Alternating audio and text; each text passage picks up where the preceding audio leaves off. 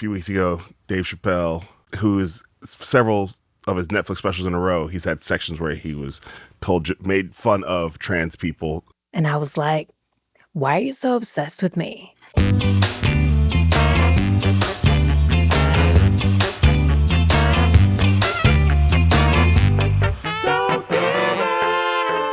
Well, thank you for coming. Of course. Thank you for having me. This is so exciting. It's exciting for me because, my podcast is still fairly new, and I feel like mostly I'm relying on people who are like good friends of mine, or people who I have interacted with, like you, who I admire and would want to talk to. And so, the fact you said yes means a lot to me. Oh my God. No, I was an immediate yes. I had no question. It was really nice talking to you last time we talked. Yeah. So our first time we talked was on the ACLU podcast. Yeah. Which they probably had to edit a lot of it out because, the ACLU podcast, which I love the ACLU, but they have very strict parameters of things they can talk about. I don't even remember. I mean, I probably am thinking about it more than the guests are allowed to talk, but there's things I'm like, man, I really like to ask this question, but this is not the format. So yeah. Now we're in the more open format. We had to be serious. Yes. We had to get into the issues. Yeah, and again, this is no shade to the ACLU. No, I love the ACLU. Love the ACLU. Doing the necessary work. Still a part of the ACLU. Still running the commercials. But yeah, I just want to say. So I just was like, I'd like to talk to her again in a less First Amendment format. Although we will use the First Amendment. So I open on giving people their flowers because I feel like in these hectic times that people need to hear what, the amazing things they're doing, because sometimes we get caught up in ourselves and not thinking about it. So I just want to say I'm so impressed with, I was so impressed with you in Baby Reindeer. Like that was where a lot of us met you as in Baby Reindeer, and the way you sort of like, am I too old to say ate that show? I don't know how to say it. You left no crumbs. My kids hate when I try to say these things. I think officially the official term is that I ate the performance. You ate the performance. I ate that role. You ate that role. Yeah, Thank you for my kids are watching this. Right, like So just the power that you brought to that role, and I'm a person who, when I am watching TV or anything, if I'm compelled by something, I'm like, wait, hold on. So you were probably like, wait, let me Google this person. Like, let me find out everything that's going on with this person so I can appreciate what I'm getting here. So, and that's when I found out you had been connected to Oakland. You lived in Oakland, where, as people know, I currently live and will always live, probably because my kids won't let me move. And then the way that you've been since that show, just the advocacy you're doing, the way you're sort of living life out loud and in public and not in any way cowed or bowed in a time when we all have reasons to be cowed and bowed, but certainly someone like you does. Like, I just appreciate the fact that you are just doing the damn thing. Oh, thank you. I mean, I kind of feel like I have no choice. It's like, it's the only way, I think, to be in these times. And it's not to say that I don't feel scared or concerned about what I say in public and how that may be used against me and against my community. But at the end of the day, we have to keep moving forward, and it's what we've always done. It's what all of us have always done is try to just keep living our lives and keep building towards the future. So yeah, I think people, often people say to me like, how do you find ways to be funny with all the things you talk about? And I'm like, because I wouldn't know how to live otherwise. Like, I wouldn't know how to like survive if I wasn't trying to like make it art or make it something or sort of process it in some way. Yeah. And in some ways it was just like, it already was a lot of people's reality that it could be unsafe to go outside. It was already a lot of people's reality that you couldn't really think of a future that felt abundant, And so it's like, obviously things have intensified, but to me, it just feels like it's the same struggle. It's the same fight. Yeah. Yeah. And we can get into all the details of that, but I also want to make sure I give you flowers. I watched your short film. Oh, wow. Yeah. Oh, thank you for watching. Yeah, no, and I know you've been working it for a while, but it's been out for a while, but now it's out. Like you can go see it on your website right now. Yeah, Yeah, yeah. yeah. It's called all the words but one. Is that what it Yeah, is? all the words but the one. All the words but the one. I love a long title, first of all. Yes, So look. yeah, and I also I've learned to really I hadn't really done a lot of short film watching, and I started going to a lot of film festivals and being a part and seeing short films, and really appreciate the fact that, and your film does this. Sometimes 18 minutes is like. I feel like that's a full film. I don't feel like. I mean, I'd like to know more of the story. Yeah. But I don't feel like I thought something that was short anything. You know. Oh, yeah. I mean, which I think some people would say, scale it back. Yeah, but yeah. but it was exactly what it needed to be, and we lived a whole life. The cast that was a part of that, and I'm so glad you watched. Thank you for. Oh, I was determined. I was like, I hope checking it is it out. out? Because when did it drop on your website? Was it recently?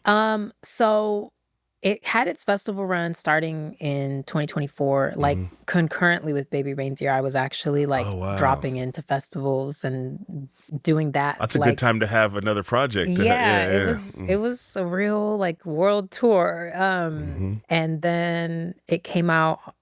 It was short of the week in May of last year. So now we're coming up on the year anniversary of it being out. People who are outside of this business don't know how long it takes to put out something that is 18 minutes long. You know what I mean? Yeah. All the festival run, the different platforms you want to put it on, and now, And just that it takes so long to make it. Even like, I know like my parents.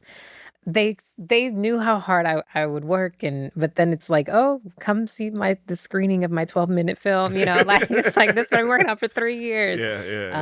But it's all for, I think the process of making it is actually what it's all about. Yeah.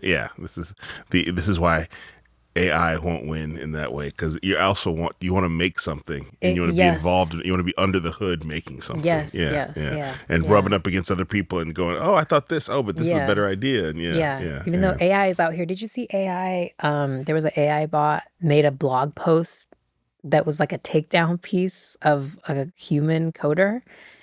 And it was like, the bot was like upset. The bot was, was programmed in a way to be able to express discontent. Discontent. And wrote a whole blog post, just like taking this coder out, and then it turned into this kind of like, it was like a call to action, like we need the AI Bill of Rights type tea. Like it was so strange. It was like, and humans want to talk about, making sure that the product reaches the finish line, but the moment that it's a bot at the head of it, then all of a sudden, oh, this is a human's job. It was like, I did not expect us to be at that point already AI blog post takedowns, but here we are. A year ago, we're like, these pictures almost look real, and now we're like, we demand our rights. Yes, no, the AI bots demand our rights. Yeah. It's just, you want to think, or I want to think that like AI taking over humanity is like, well, that's science fiction, but then you go, it's and you know what? If you're listening, AI, I don't want I don't want any problems. That's so funny. I'll be over here. Doing my human thing. Yeah. That's funny. You stand up for so many causes, but you want to let the AI overlords know. No, I'm letting the bots know specifically. In human world, we can continue having the conversation about AI. But the AI bots, I'm cool. I'm cool. The bots specifically. Okay. Yeah. There's one thing. I'm not trying to get mad at me right now. The AI bots. So you can please. Get Republicans, MAGA, toxic masculinity dudes can get mad. Yeah, I'll take that. Rogan sphere dudes can get mad. Manosphere. But the AI bots, oh, hey guys, can't we just all be friends? Yeah. You know what? It's fair. We'll meet it one day, but fair. Not today. We're not ready yet. Yeah. Well, so how long did it take? I just always think it's interesting to talk to artists about this. Like from the beginning of like, because you wrote and directed the film and star in it. How long is that process from today I'm starting to write this thing to it's out in the world? Like, what is that? Like, you said it came out in 2024, but how long did it take you as a person to go from like this is an idea I have to random people just saw it. Yeah. Well, so I made my first short film in Oakland called Waking Hour in 2019, and then 2018, and that came out in 2019.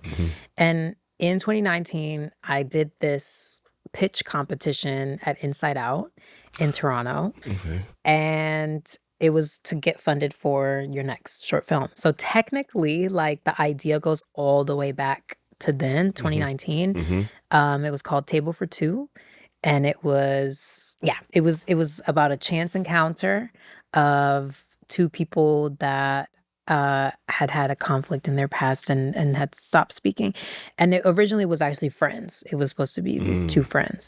So But two friends who had a falling out have a chance encounter. and there was always going to be this, it was called Table for Two, but it was these two people, but there was going to be four people at the table.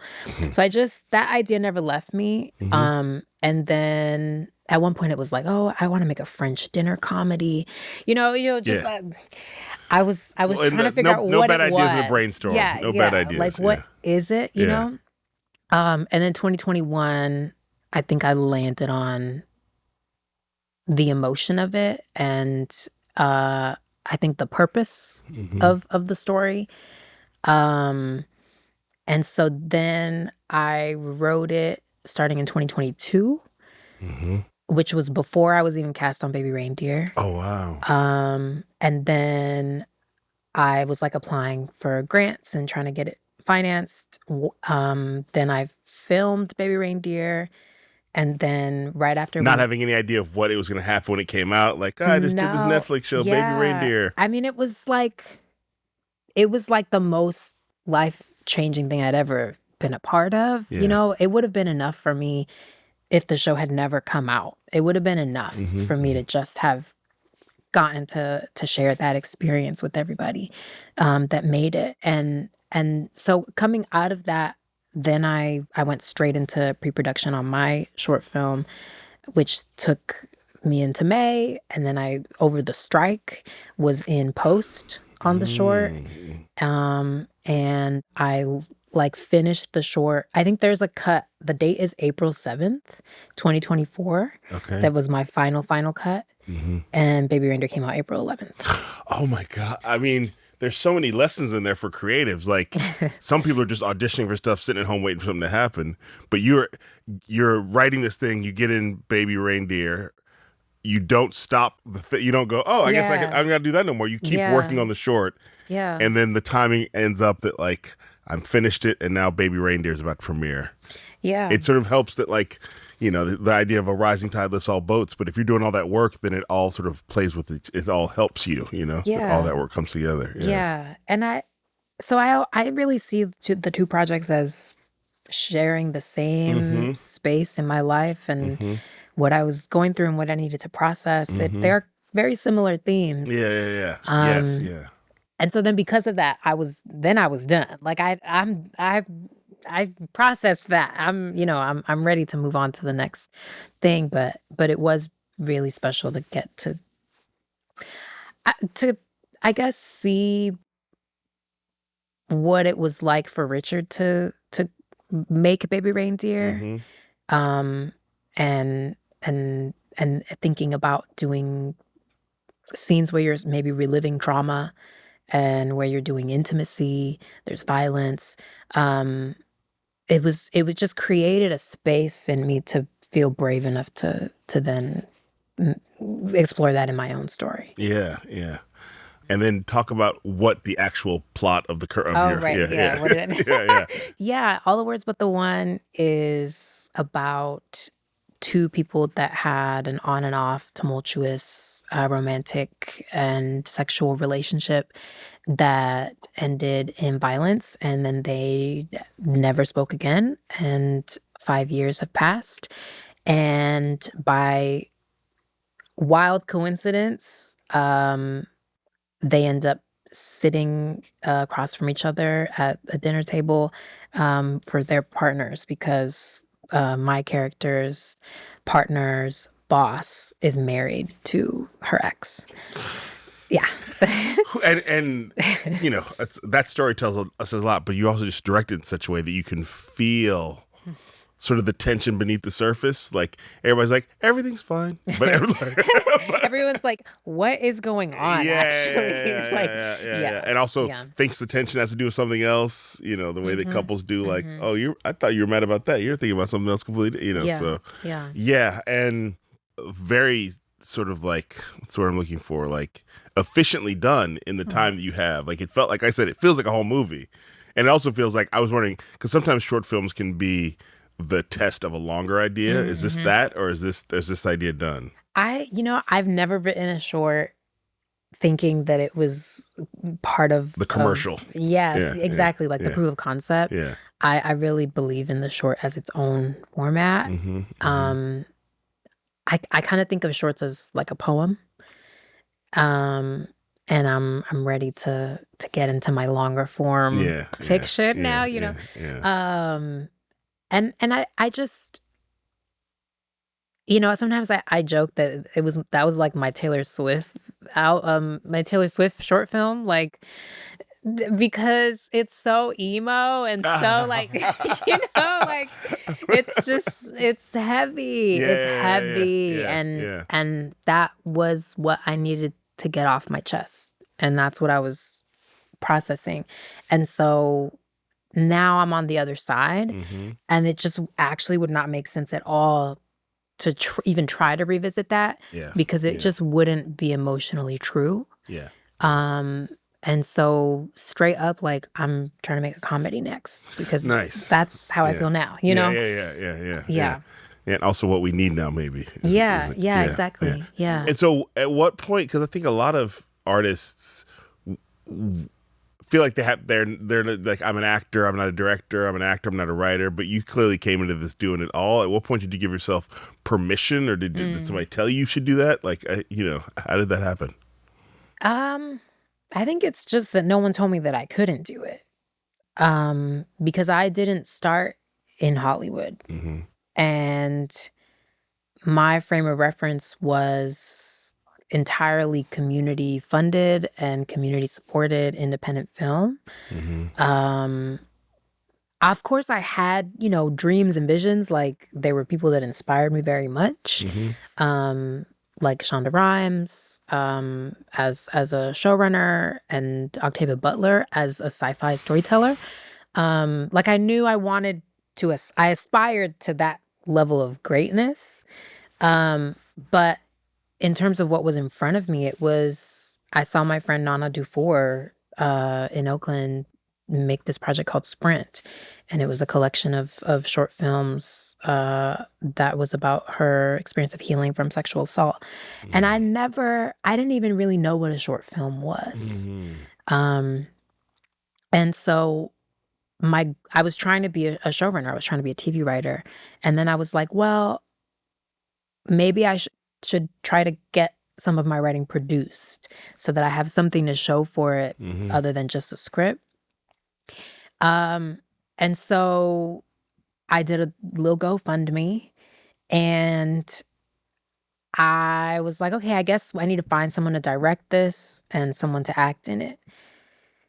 And I didn't really have the money to pay anybody to direct or act in it.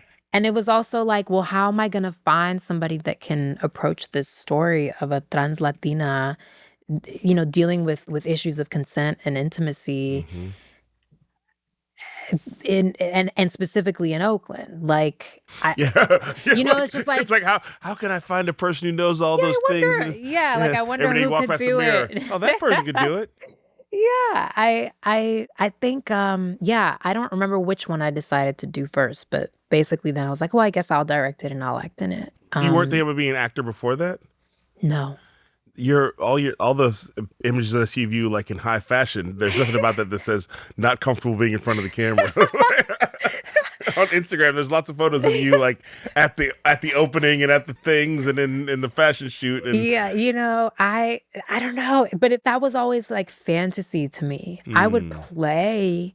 I growing up, I used to play this thing with my sisters called The Game.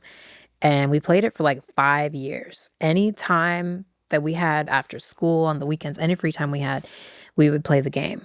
And we would pretend to be adult versions of ourselves. And so we would be married and have kids and have all this drama, and people would fall down the stairs and, you know, and one of my favorite characters that I just always ended up loving to play was who was supposed to be my wife, which was Christina Escalante. Is that a real person or is that just the name? No, that was her name. Oh, you got a name. Christina Escalante. That's yes. And because she was a climber, okay? Okay. So she was a fashion designer and she was so fabulous, and she would wear high heels in the pool. Which I would act out by just being on my tippy toes. But I just always felt free in pretending to be fabulous and pretending to be powerful. And so I did have practice, I guess, in some sense, but I never thought that it would be real.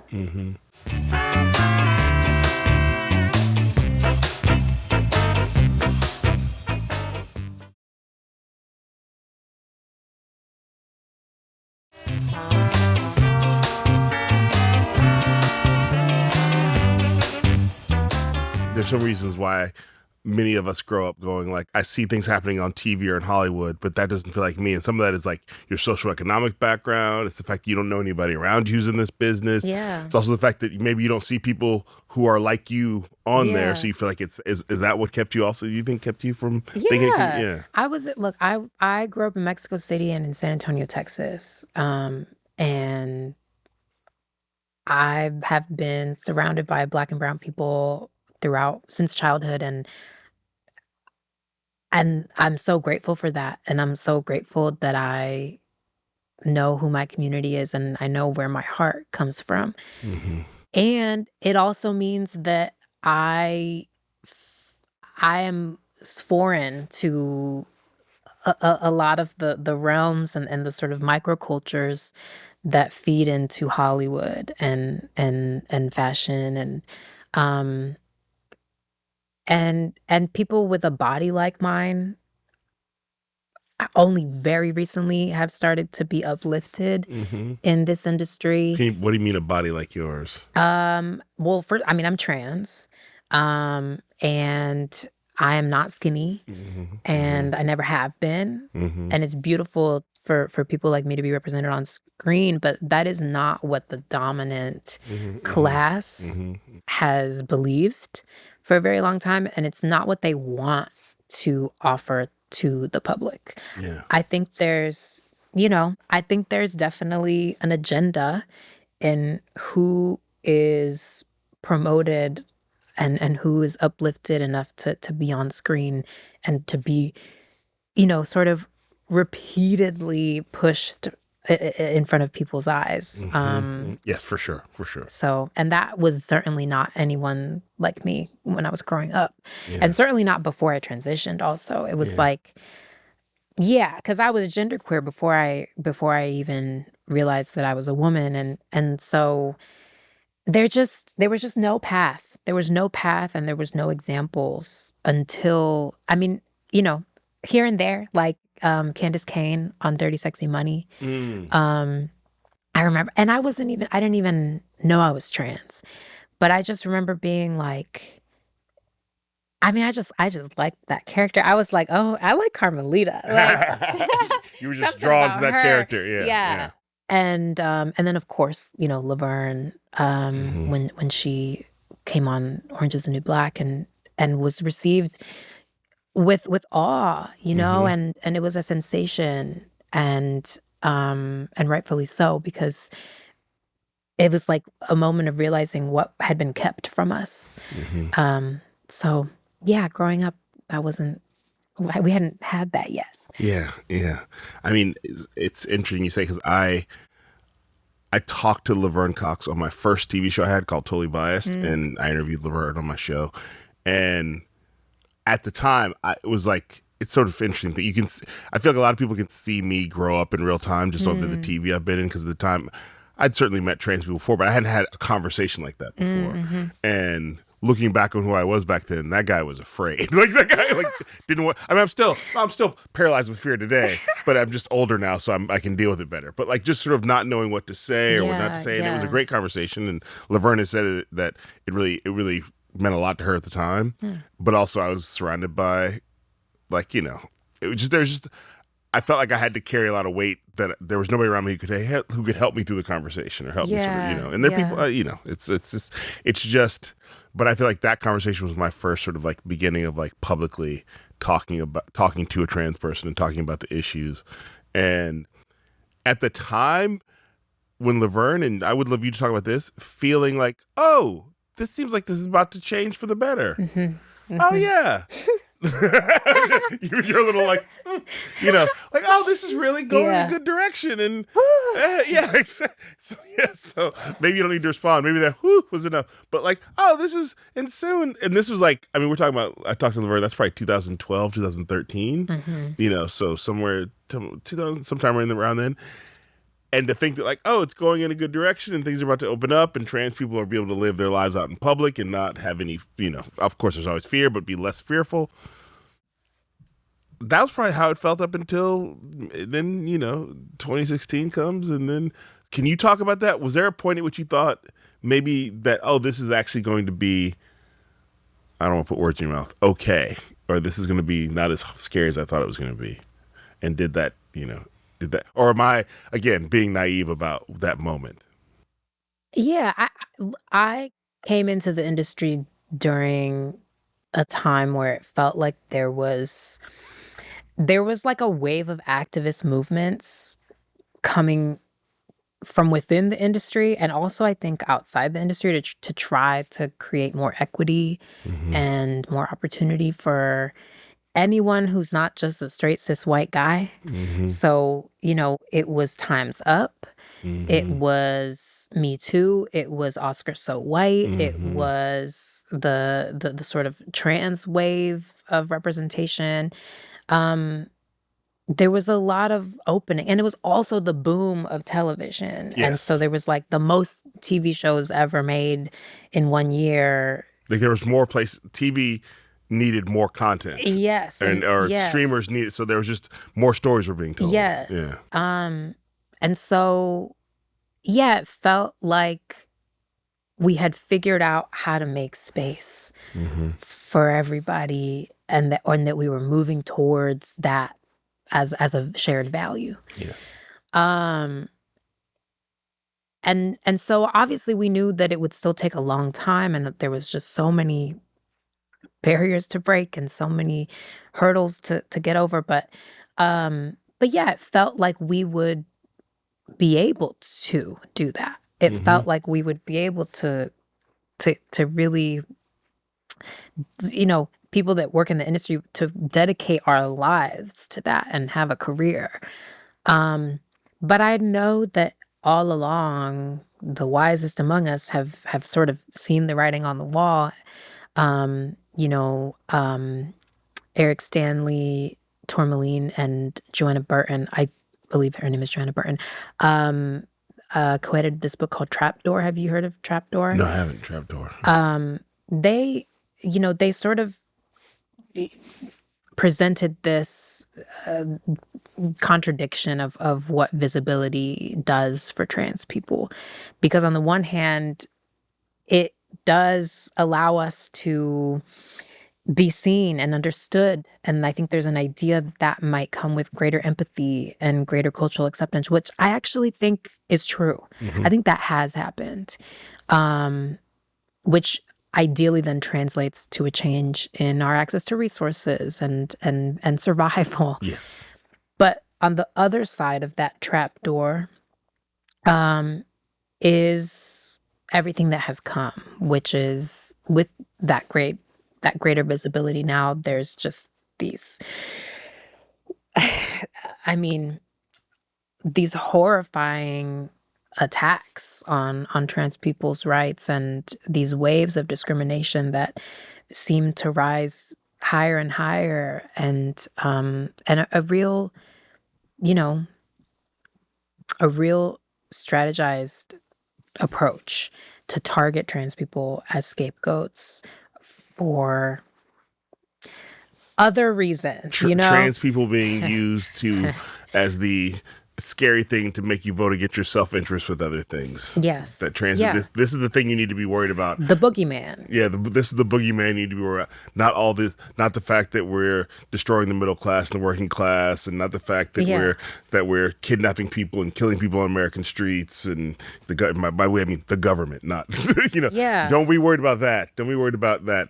Worried about trans people. Yeah, because our visibility did not necessarily change our vulnerability. Our visibility did not change our vulnerability. And so, so yeah, we are being used by the right in trying to further their goals. But I do think people are waking up to that, and then the visibility is part of helping people understand what's happening. Yeah. I understand. Do you? So you were just in, Baby Reindeer is one of those like shows that comes around every few years. It's like that's the show everybody's talking about. It's on the cover of the thing. It's critical acclaim and mass acclaim, and Netflix is Netflix is all over the world, so you're known all over the world. And out of an opportunity like that, you would hope or you would expect that more opportunities like that would come out of that. Mm-hmm. Are you experiencing that? No. But I think that a lot of people are going through a really hard time in every industry, I think a lot of people are experiencing a lack of opportunity. And in our industry, it is feeling a little like Detroit when they started shutting down the car factories. It's feeling a little bit like maybe I need to go back to college and finish my degree. Yeah. Or maybe I need to get that teaching certificate. I mean, so I think, first of all, yes, showbiz is probably an all-time low. Less people are working. People are acclaimed filmmakers are releasing projects that they're going proudly. This was made with AI, so and at the point you talked about earlier when there was peak TV where there were all these separate streamers and networks that needed content. Now the industry has consolidated those under now there's three.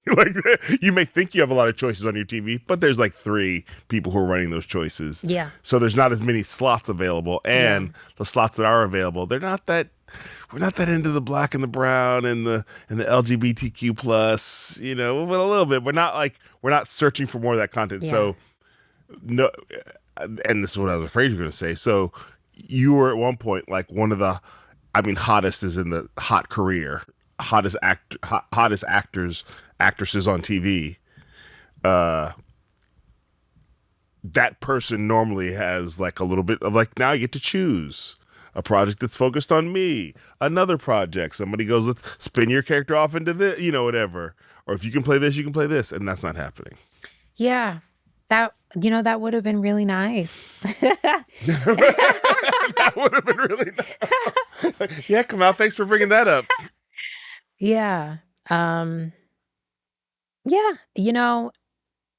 think that for anybody who's not in the entertainment industry, it can be hard to understand that it's a machine, mm-hmm.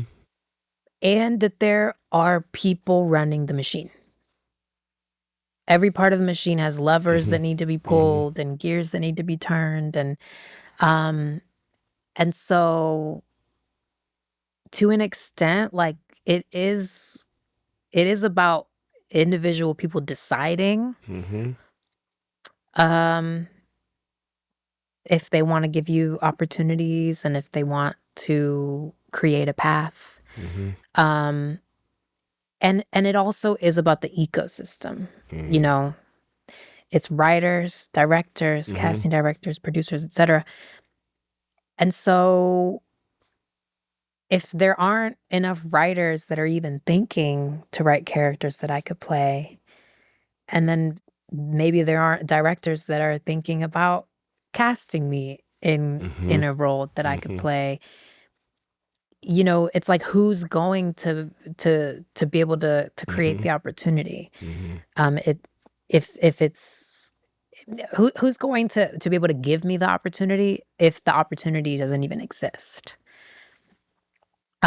Which some would say like I should be able to play any role that I'm right for. Yes. Yeah. Yeah. Yeah. And that maybe was not initially written to be of color or trans, but I also understand that a role that I'm really right for is probably written for someone like me, which was the case in Baby Reindeer. Like the role was a trans woman of color. So it's like it makes sense that it worked so well, you know? But then if there's only one of those roles every blue moon, Yeah. and there's multiple trans women of color actresses, Yeah. and then I got that one, guys. Yeah. Wait till the next one, you know. Yeah. And I'm not even, I mean, I'm like, you know, I'm so white adjacent. And it's like, it is kind of like baffling sometimes that it's like, and I'm still not white enough. Yeah, for sure. Like, for sure. whoa. No, you have that like you say white passing, but like every person of color is like, no, that's why I Googled. Like, I think this is Mexico City. There we go. Okay. Yeah. And so it's like you know, I don't expect much from the industry, which is again how I started. But yes, I will accept that you say that. And also, you are nominated for like a ton of awards. Like you are in the industry, and the industry has said good job, and then yet you're still understandably in a position of like, I don't expect much from the industry. Yeah, I mean, if anyone's listening, you know, yeah. And I do think that what I would like to see is for people to see themselves more as agents of change in the industry, which is not at all how our industry is structured, and it's not what it encourages. I would say, especially right now, there are moments like people talk about that sort of post George Floyd, Black Lives Matter protests where like the industry suddenly was like, I remember I had a ton of meetings, and I'm not happy. If I would have preferred George Floyd hadn't died or had been murdered by the cops, and I would prefer that like we didn't have to go to the street with Black Lives Matter protests in the middle of COVID. But there was a time where like suddenly like, oh, this person, these executives, these people in power want to meet with you, come out and talk about you know what and. But then, that was also the year that Juneteenth was made a holiday, and there was all this. I remember being like, "That's not what we asked for." Like, I mean, I'm happy to have a day off, but that wasn't high on the list of things that Black people were like. And we need a holiday. Like, I mean, no offense to Juneteenth, but like, you know, mass incarceration being ended. In my act around Juneteenth, my kids love is that. I get frustrated when you email white people on Juneteenth and you get like an out of office return on the email. Exactly. No, that's what I was. Yeah, I was invited to a Juneteenth cookout, but there was no Black people invited to the Juneteenth cookout. I did not attend. I was like, I already know what it's gonna be. It's just like we're not. We need to figure that one out. That's what I'm saying. That one. That one. As soon as Juneteenth was made, when they made a holiday, I was like, great, but not anyway. So there are these times with the industry. In my lifetime, it's happened several times. Like, there's not enough Black people on TV, and then there's a protest, or Al Sharpton shows up, and then it looks like, and then there's a couple things. You go, oh, it's better now. So there are times when it's better, but it's particularly bad now, and it's particularly bad for everybody. You know, who is not playing ball with the industry. Like, unless you're making a tribute to Melania Trump movie, like, you know, it's not there's not, you know, most expensive documentary of all time. Let me not. I'm sorry, I'm getting you. I'm pulling you into the that it's bad. It's just bad. That's my whole point. It's bad for everybody, but worse the more identities you hold that aren't heterosexual cisgender white male. Yeah. Are you feeling it too? Oh yeah. I mean, this right here is a result of me feeling it. Like I've done this before, but it's the first time I've ever like, okay, I need to make this myself, and I'm surrounded by great people here at Rabbit Grin and Pushkin is, but it's all to be quite transparent, I own it. Like it's all my thing because I was like, I need to own it. Like in this point in the universe of my career, I can't like let somebody else own a part of it Yeah. and not get. And if there's a benefit and feel like, so yeah, this is. I mean, I have a newsletter that so there's a lot of things I'm doing that are independent of the business, and then also I get called into meetings to like meet on bigger things, and you just go, I'll still show up Yeah. and hope I get it. Yeah. I mean, but I can't depend on it. And yeah, like, don't get it twisted. Like I'm still auditioning for things that would be incredible and would potentially take me back to that world stage. But they're few and far between. Yes. Yeah. And everybody is desperate for work right now. Well, that's the other thing is like I show for these things. For me, it's like I don't act, but like I direct documentaries, and so I get called into like meet for documentaries for big projects. And I know there's like, if they're calling me, that means they're calling all the blacks. I mean, they're calling all the black directors. So I'm like, and there's enough of that. Like, so I understand. Like if you want me, but also you may not want me, so you want somebody else. And good, I don't expect it just because you called me that I must be the one. You know what I mean? So you just sort of keep it.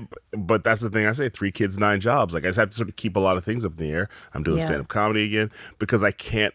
I had a good 7-year run on United Shades of America, where like for 7 years I knew what the bulk of my career and income was going to be for the year. Yeah. But I still always did other things because my parents didn't raise me to be stupid. So like I was, and so when that went away, it just turned up the volume on all the other things. But again, none of us knew I knew it was bad, and then that the Paramount Plus got bought by, you know what I mean? Like it was already bad, and then Paramount Plus got bought. It was already bad, and then Warner Brothers has been subsumed by, it's already bad. Like it's just, and so seeing that, it's like, well, I'm not turning my back on this industry completely, but I also can't rely on it. Yeah. And again, I got, my kids aren't like, what can we eat tonight? You worked on something on your laptop? Like I got to figure it out. Yeah. And can I say, yes, if we're going to do all these consolidations and mergers that nobody wants and that are bad for the people, can we at least figure out a way for it to actually make things better? Like, I don't have to look things up on Showtime on Paramount Plus channel on Amazon. Yeah. Please. Can it be easier? Have you seen those posters where it's literally like, watch now, and then it's like 4 networks and you have to go through and then also to cancel your free trial, you have to log into your Roku account through your email address, but you can't cancel it on the Roku. Yeah. And then I thought this was all supposed to be easier. I mean, it's funny. I think the way it's going to end up changing is because now it's affected like your average sport fans who are like, wait a minute, I just want to watch football. I got to have 8 streaming services. Once it affects those people, it'll hopefully change. But I think that it's none of it has made things better, easier, or cheaper. Certainly not cheaper. And now they will like pull down projects that are on platforms just because they're like, that happened to a show I was on, Generation. Oh yeah. Generation was such an incredible opportunity, and tell people about Generation. I haven't seen it, but I read about it. Well, and if you wanted to see it, you couldn't see it. I guess that's true. Generation was this beautiful HBO Max show that we were one of the first shows to go back into production after the pandemic, and then we were one of the first shows to premiere in 2021, and it was like a high school teen comedy drama. It just had a very vibrant cast, and a lot of those actors have now gone on to other projects, and it just actually doesn't make any sense to me why they would have taken that off the air. It was on for 1 season, they canceled it, but now they don't even want that season to be up online. It was online for like 1 year. And it had like a fan base, and for sure. There's a lot going on behind the cancellation that is beyond all of our control. Are But you saying showbiz is political? but I, it is kind of sad to see that there are people online. You still see it, like people tweet, go on Reddit and stuff, and they're like, Mm-hmm. "How can I watch this show?" Mm-hmm. Or they'll post like, they'll post like the memories. They'll be like, "Oh, like I remember when I could watch this show," and yeah, I mean, it just feels so greedy for the Greedy. corporations to make decisions based on tax deductions. Yeah, that don't even make sense. Yeah. Like when they explain them to you, you're like, that doesn't. I don't understand. That doesn't make Yeah, sense. And yeah. the whole point of this whole internet plugged in everything is we're supposed to have access to everything. Right. That was the whole point. Is that you Yeah. get to, and I remember the time Yeah. thinking that would be ridiculous, and we had it for about 5 years, and then Yeah. they're like, that's we don't want to do that.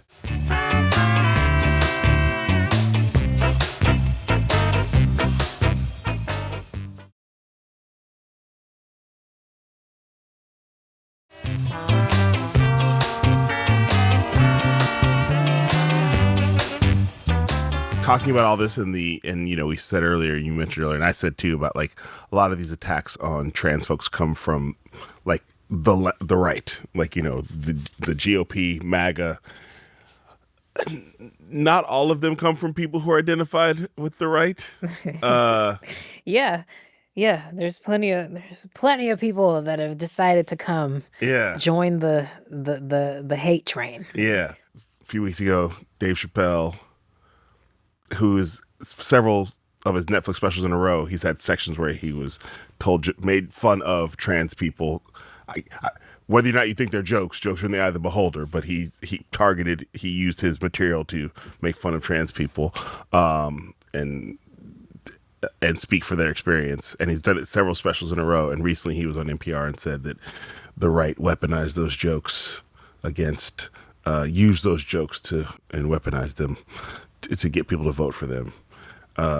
I had thoughts on that. I shared them on I was on CNN in 2021 when The Closer came out, his special where he sort of doubled down on these trans jokes. And back then I was like, I just think Dave should be careful because these jokes are going to be used against. So I'm not trying to say, yeah, I knew it because I knew trans people, And so any thoughts on any of that? Any And I was like, why are you so obsessed with me? That's first and foremost. Yeah. Yeah. Actually, why is he so obsessed? Yes. Yeah. That speaks to something within, Because it has been several comedy specials in a row. Yeah. Where he's sort of like there's a commenting on the thing you did before that you did before it's just like it keeps going. Yeah. Yeah. He knew trans people in his life. So that's also, I think, was his sort of initial entry point, I think, to some of the jokes. I stopped paying attention. I stopped watching. I think I saw when that first clip kind of went viral, and then I just saw that he just kept doing it. I feel like it's not even that confusing that he would now be trying to walk it back. I think that's often how it goes when people make jokes about trans people and, sort of make proclamations about trans people. It's like something kind of pretty quickly registers that, oh, that wasn't quite right, actually. Or something comes up in someone's life where they realize that they were wrong. And that might be the case. And hopefully he knows that he was wrong. Yeah. But I think to say that he didn't know how people were going to take it, he's very smart. You know what I mean? It would actually work in his favor if he wasn't that smart and we didn't know that. We didn't know how smart he was. I think we know you're smarter than this. Yeah. Yeah. No, it's like, unfortunately, he already let us know what a genius he is in his previous work. So it just feels unbelievable for him to claim that. Yeah, I think that's the thing that I don't struggle with, but I'm just aware of. Like, so me and Dave are the same age. I not only know that because I knew people who were good friends with him because he loves the Bay Area, he loves San Francisco, he loves the San Francisco Punchline, and so he'd play there a lot. I opened for him a lot there, which just meant I was in a sort of extended circle of his people. I was never his friend in that way. But like, so I just know we're the same age because one year I was at his 30th birthday party just because I was like I got invited, me and my, but I wasn't like, I sort of stood on the side like this. But that's how I know we're the same age. But so I sort of feel like I was sort of like, I understand being like, I don't understand trans people. I don't get it. And sort of I understand being like, this is making me whatever. I don't know how to feel about this. But I also understand being like, oh, I think it's me. It's not actually them. It's me to sort of be like, I need to figure this out on my own, or sit with people who will help me figure this out. So I think that, and I also, because I open for him all the time, as you said, we know he's smart. I saw him when he came back from South Africa, and the comedy he was doing, I'm like, this is the best stand-up comedy I've ever seen. This is pre-Netflix, pre all this other stuff. And it was just like this guy who had gone through this thing with Comedy Central and all these things that happened, and he just was like, sort of like on stage, just like, "Rah!" And it was like, I feel like whatever people say Richard Pryor was, I feel like I'm seeing that. Yeah, yeah. So I feel like all these trans jokes is sort of, it's like letting down his own talent, you know? Yeah. Yeah. Like, lowest hanging fruit. Yeah, yeah. I've seen him levitate rooms with his comedy. Like, people just are suddenly, they're like, right, like he didn't even need to. Yeah, it was just, I mean, clearly he had to get something off his chest. I don't, Yeah. You might need to ask. Other people have spoken more eloquently. And no, you're speaking eloquently, but yes, there. But, I know Trace Lissette has talked about it. That's what I was gonna say. I felt like I saw it in the air. Yes, I was gonna say you should have Trace Lissette come on here because I've talked she to has Trace some about thoughts. it. Yeah. I've talked to Trace. Yeah.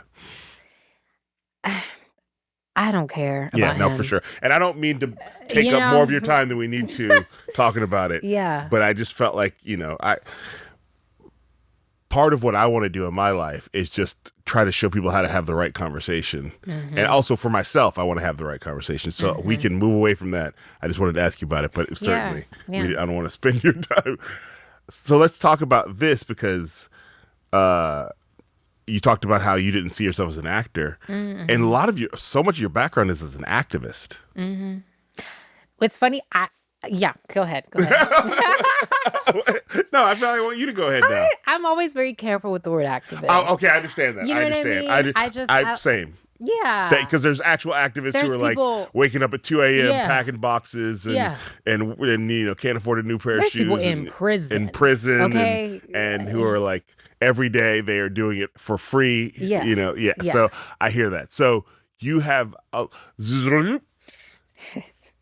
lot of your early years, you worked in advocacy organizations and were either, whether or not you were an activist or not, you were activism adjacent. Yeah. And your work was probably used for activism. Yeah. It's like so much of what led me to all the work I've done is like, I didn't know any other way, or I didn't question it. Like, I always loved school, and what I loved even more was staying after school and being a part of 10 after school clubs. Oh, wow. So you're a nerd. Yes. and I went to a nerd school. Okay. Which was great. Yeah. I went to a school that was like for training people to work in health careers. So I went to like a science and math school, but then the clubs got to be like everything else. And so I was in drama club. I was one of the co-founders of this environmentalist club called Heroes. And I was in Interact, which is a Rotary club, a Rotary sponsored high school level club. And so service was really a big part of all of that. it was like what I loved the most. Um, I like created a plastic recycling system because we didn't have one, and I was incensed And this is in San in Antonio. San Antonio. Yeah, yeah. I made my family start composting Ah, before, when you had to go yeah, figure out how to do that. yeah. You'd have to take the thing to the compost place. Yeah, Yes. yeah, yeah. Well, no, we would compost. I taught my family how to compost and make our own Oh compost. wow. And then with Interact, there was just all kinds of service engagements. And then in college, I had two jobs. I worked at the Queer Resource Center and the Draper Center for Community Partnerships. And it was kind of similar where it was like, yes, I was there for school. Yes, I love school. But really my favorite part is these two jobs I had. And I created a program there called LEGS, the Leadership and Engagement Program in Gender and Sexuality. That was a college access program for local high school students to be able to come onto campus. Because it's like, you can't, there's a phrase, what is it? You can't be what you can't see, or Oh, okay. you know what I mean? Yeah. You basically to create the possibility models and to create the sort of personal links between the college and the local area. And the ESL program, the ESL tutoring program, was this program where college students would get matched with housekeeping staff and cleaning staff who were mostly non-English speaking, and they would teach them ESL. So that, I just like felt so in my purpose and so connected. Like it was those were real communities that were built, and when I run into people that are from those programs, it's still, it's making me emotional right now to remember how grounded we were, and you could feel the change happening in the moment. And so then when I graduated, I started working with survivors of violence, and don't ask me how. That was just what felt. I mean, It was just what felt like I needed to do. Wow.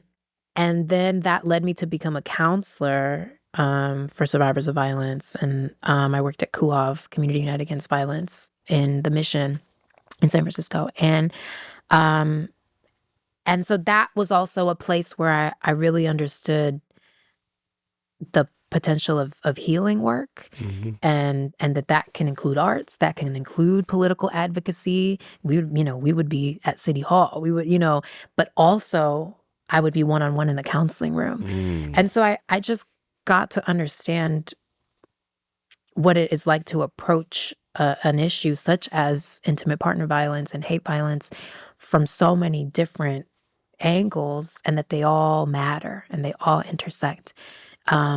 And so when I then finally made the move to try to be a storyteller and work in film and TV, it's like I can't unlearn. You can't put all this stuff behind you. Yeah. Well, all that nerd stuff I'll leave over there. It's like, yeah. That's the whole reason that I'm here, is to keep doing that kind of work. And I think some of my work has reflected that, and it will continue to be my mission for the rest of my life, to figure out how to bridge storytelling and entertainment work with some of this healing justice and community focused work. And it's what we have to do. We have to. Well, we have to, but not all of us do. And I just want to give you credit for give more flowers. Like you mentioned all the different causes, the environment, LGBTQ plus, intimate partner violence. Like, you were in all the spaces, helping immigrants learn English as a second language. Like, you were in all the spaces you possibly could be in.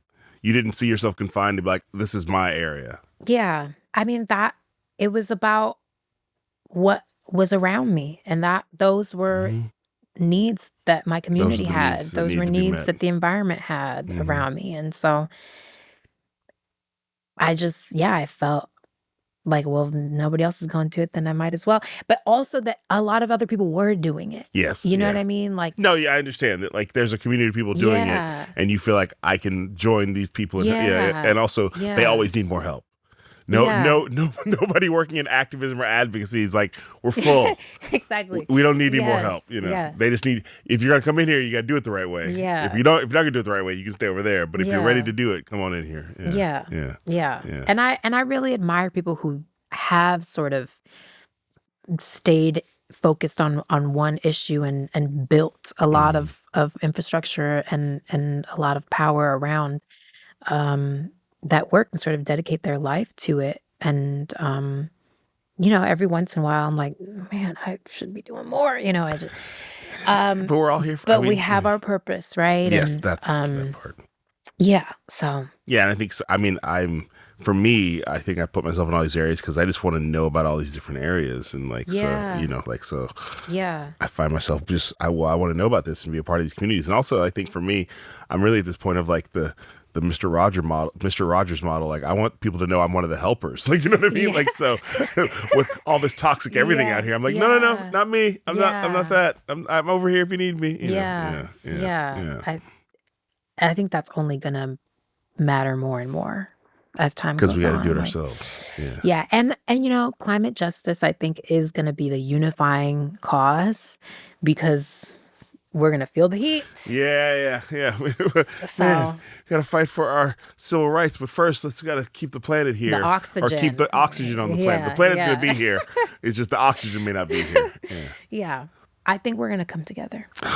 Okay, I'm gonna take you from your mouth to whoever's in charge of that ear. I right now, I mean, it's not happening right now necessarily. I would say the hardest question to answer right now is, how you doing? Before we got started, I have two more questions for you. Before we got started, I don't even know if we got this on tape, but the Oakland came up, and you were like, I need to get back. Please. Let's talk about Oakland. Why do you need to get back? Oh my God. Yes. Oakland. Okay. I mean, what to say? I lived in Oakland in a very formative time in my life. I was in a meeting years and years and years ago.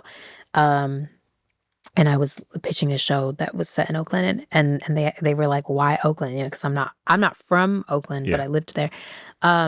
And I said, it's because everything happened there. It was like where I started my career. Mm-hmm. It was where I found my community. Mm-hmm. It was where I transitioned, so I found my identity. It was where I found my purpose. Mm-hmm. I made my first short film. I did Peacock Rebellion that has this program called Brouhaha, which is a comedy storytelling training program for trans women of color. I did that 2 years in a row before I made my short film. So I've done stand-up. I did stand up. I didn't realize. Okay, all right. Yeah, in Oakland. Bring you on the road. No, oh my God. I can't, and I cannot do the crowd work. The way that stand up is just crowd work now. No, I don't do it that way either. So. But like Oakland helped me see myself and helped me see the world. And there's just such a history of resistance and of an infrastructure of community that is felt and is undeniable. I feel like my heart found its language in Oakland. And whenever I think about Oakland and whenever I go back, it's like I get to speak the language that I know. Wow. Whew, that's a beautiful tribute. My heart found its language in Oakland. And so your goal is to move back up there?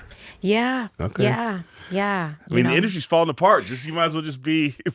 I feel like this is the year. Southwest goes several times a day. I don't mind the drive. I'm about to get on Southwest as soon as we finish here. Back up. It's like a subway ride. Yeah. I'm trying to make my way. I have sort of built. I really love my home here. Sure. Yeah. And it has felt hard to let go. I understand. And if you're settled and comfortable, then I get that. If you like where you're staying, I understand. But I've been feeling The pull. I was telling you, like, every year for the past 3 years, I start the year be like, okay, I'm moving back to Oakland this year. And then Baby Reindeer happened, and so then I was on a 2-year world tour, Living in hotel rooms. Yeah. And so I do think that I now get to decide what happens next. So Oakland is calling, and I think Well, I need to pick up that call. Yeah. Well, I'm happy to be your welcome back part of your welcome back to Oakland committee. I know you get a lot of people, but yeah, we can, and also there are a lot, like there's a really strong, and we're sort of strengthening the film community up there. So like there is like a community up there. People like, I feel like the more people come up there, the more we can actually make things up there. Yeah. Like, we're working on trying to make the city more friendly to filming with tax incentives. And But like, Cheryl Dunye's up there, Ryan Coogler, obviously, Boots Riley's got a new movie coming out. And, so there are filmmakers up there who live there. I just met this writer named Shanaka, and she said, Shanaka Hodge? It must be. I met her at my friend's house. Okay. So I didn't realize. Yeah, you didn't get first and last names and serial numbers. But she said, once we decide that it's a film town, it'll be a film town. That's Shanaka Hodge. Yeah, that's yeah. So we should decide. Yeah, we should decide. That's we are, yes, and I'm happy to hear that, because there's people we're in the midst of making that decision right now. So I think that's for sure. I just I joke down here. It's like because it's not that far. So Hollywood, it's not that it's a but that's I love that. That's better. I mean, all love to LA and all love to all places. All love to all places, but the highest privilege in life, one of them, is being able to choose where you live, I think. And so that is a place that works for me. Yeah. So I ask everyone. Oh my God. No problem. Those, by the way, those shoes are amazing. These they had to happen. Yeah. They had to happen. I'm too tall for those shoes. But they have a platform, so I feel like you could wear them. Okay, all right. Yeah. All right. What size are you? I mean, I'm 13. Okay, you won't fit these, but we'll get matching ones for next time. Okay. I ask everybody for to shout out an organization or a cause, just because I think a part of the whole "who's with me" thing is like letting people know who's out there, who needs help, who you can be of service to, as you talked about. Oh, I forgot that. I just launched this program with Level Ground that is a fellowship for emerging filmmakers. Oh. And so Level Ground is both a production company and also a community organization. And so we had a film salon last fall where we screened 3 short films and had a Q&A. And what we really noticed, we invited mostly filmmakers, and what we noticed was that people just wanted to talk. People just wanted to be with each other. Yeah. It's like we're desperate for the third space, and I think as artists, and for filmmakers of color and queer and trans filmmakers and anybody who's excluded by the dominant class, it can feel so isolating. Yes. And so it just means a lot when we get to be in the same space. And that space is not meant to be in service of production of anything. There's no deliverables. No, we're not here for a seminar. It's a gardening space. So it's a nurturing space and for planting seeds, and so we decided to expand and create this program. So we're having 3 sessions over the next 3 months, and we've inaugurated our first cohort. Is it for particular filmmakers, or is it trans filmmakers, or? It is queer and trans filmmakers and filmmakers of color. Okay. We had our first guest already, Walter Thompson Hernandez, who was amazing, and it just it's the kind of space that we need. Because if we're gonna continue doing the work of storytelling, and if we're gonna continue doing the work of disrupting Yeah. oppressive narratives about us, Yeah. we need to nurture ourselves 10 times as much. Yes. So I'm really, really, really proud to be working on that program with them. And where can people find out about this? Level Ground. Level Ground. Is Level Okay, Ground. levelground.co. Yeah, levelground.co, and I think they're Level Ground on Instagram. Okay. Yeah. And this is an organization you're a part of, or you started? No, I just partnered with them for Okay. this program. Okay. Yeah. All right. And also always, Trans-Latina Coalition is out here, the largest trans-led organization in the United States, founded and led by Bambi Salcedo. They are doing incredible work to keep all of our people uplifted and charging towards the future, that and refusing to bow down. It has been such an inspiration seeing them. So Refusing to bow down. yeah, Trans-Latina Coalition, and their website, I believe, also is Trans-Latina Coalition. That one might be .net, but I think .com, and their Instagram is also Trans-Latina Coalition. All right. Yeah, I'm waiting for it. It looks like he's looking it up. Oh yeah, we're getting confirmation. Oh, it's .org. .org. Okay, yes. I knew it was, yeah. TransLatinaCoalition.org. Okay. All right. My last question. Are you with me? I'm with you. Okay, good. Thank you for coming. Oh my God, thank you so much. Yeah, I'm so happy. Thank you me. for saying yes. So happy you did this. I appreciate you. Yes, this is so special. Yeah. Thank you for listening to Who's With Me. Shout out to Nava Mau. That was a great conversation. I look forward to having her again. I'd also love to collaborate with her on anything. All of us out here being pushed out of show business need to come together. Check out her short film, All the Words But the One, at allthewordsfilm.com. Also follow Nava on any sort of social media place. I see her on Instagram all the time. And also thanks to Rabbit Grin Productions. Thanks to Pushkin Industries. Thanks to Justin Richmond, who corrected me about the fact that Pushkin's podcast is broken record, not on the record or off the record, whatever I said last time. Next week, our guest is Robert Reich. Yes, Robert Reich, who is a friend of mine. He's an economist, and he keeps it real at his big old age of 79, big on social media, even at his big old age of 79.